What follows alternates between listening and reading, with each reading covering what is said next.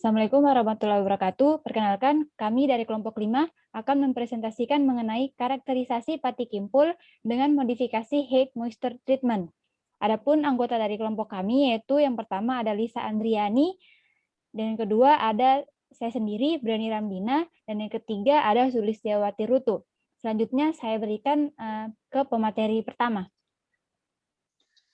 Baiklah, terima kasih atas kesempatan yang diberikan kepada saya. Langsung saja, praktek modifikasi pati telah dilakukan secara luas dengan tujuan untuk mengatasi keterbatasan pati alami. Modifikasi fisik seperti heat moisture treatment telah banyak diaplikasikan untuk mengubah sifat fisikokimia dan molekuler pati umbi-umbian.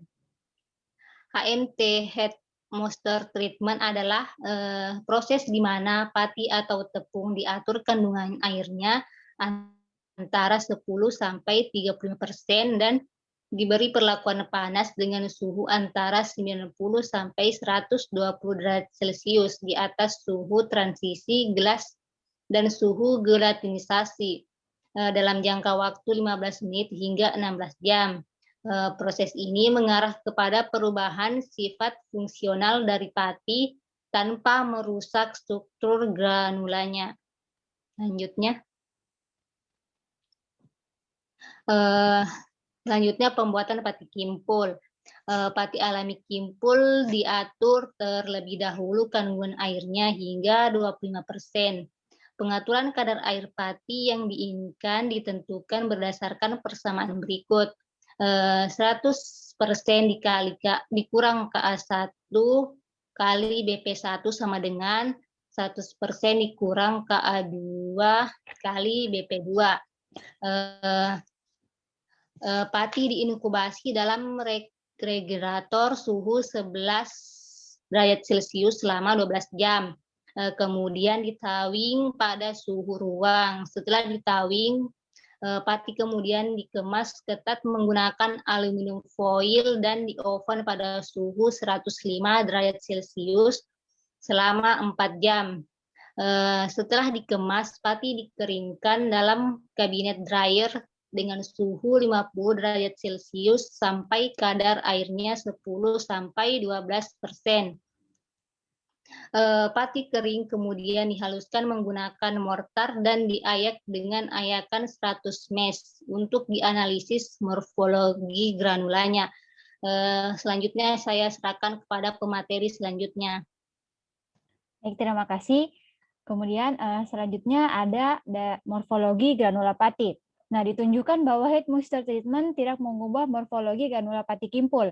Granula pati kimpul masih memiliki bentuk granula yang utuh tanpa ada retakan dan bentuk yang sama. Granula pati heat moisture treatment dibandingkan dengan granula pati alami masih memiliki bentuk yang utuh tanpa pori-pori atau retakan. Kemungkinan disebabkan karena kandungan air yang dipakai pada penelitian ini yakni 25%. Tidak cukup untuk membuat pati tergelatinisasi secara parsial. Dan artinya sebagian besar granula masih mempertahankan bentuknya. Selanjutnya ada swelling power. Nah, menurut Aina et al. Tahun 2012, swelling power mengukur ketahanan dari ikatan dalam area kristalin dalam granula pati, yang menunjukkan awal dari pati akan masak atau tergelatinisasi. Granula dengan area kristalin yang lebih banyak dan yang ikatan pada area kristalinnya lebih kuat akan menggelembung lebih sedikit pada air dingin atau ketika dipanaskan sampai menjadi pasta. Nah, kemampuan penggelembungan atau swelling power granula pati ditentukan oleh tipe struktur, kristal granula, bobot molekul atau derajat polimerisasi granula, dan pola percabangan amilopektin. Nah, modifikasi menggunakan HMT dapat meningkatkan swelling power dibandingkan dengan pati alaminya, di mana dapat dilihat pada tabel bahwa pati alaminya yaitu sebesar 6,71 gram per gram, sedangkan pati modifikasi HMT sebesar 8,16 gram per gram. Sekian dari saya berikan ke pemateri selanjutnya. Baiklah, terima kasih. Saya akan melanjutkan materi selanjutnya, yaitu Water Binding Capacity atau WBC. Nilai WBC menunjukkan banyaknya air dalam gram yang dapat diikat oleh 1 gram pati kering. Nilai water binding capacity dari pati perlu diketahui sebab jumlah air yang ditambahkan pada pati mempengaruhi sifat-sifat fisik dari sistem pati. Nilai WBC dari pati modifikasi HMT adalah 1,56, sedangkan pati alaminya adalah 1,49. Peningkatan nilai WBC sejalan dengan peningkatan nilai swelling power, di mana swelling power sendiri merupakan ukuran kemampuan pati dalam mengikat air.